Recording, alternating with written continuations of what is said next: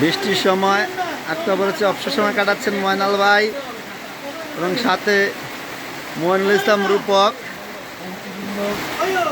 বসে আছে বৃষ্টির সময়। সাথে আমিও আটকা পড়েছি, দেখেন ফারুক ভাই সহ আটকা পড়েছে। আমরা আটকে আছি, মোস্তফা কাকু অবসর সময় বসে আছে। কেউ চাটা নাই, ও চা নাই, চাকু অটো ড্রাইভারে অটো নিয়ে বসে আছে, বেকার সময় কাটাইতেছে।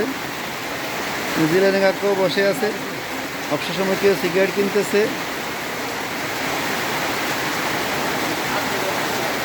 হাই গাইস, ভালো থাকবেন।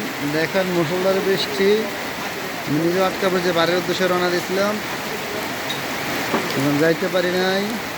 বৃষ্টি হচ্ছে, প্রচুর বৃষ্টি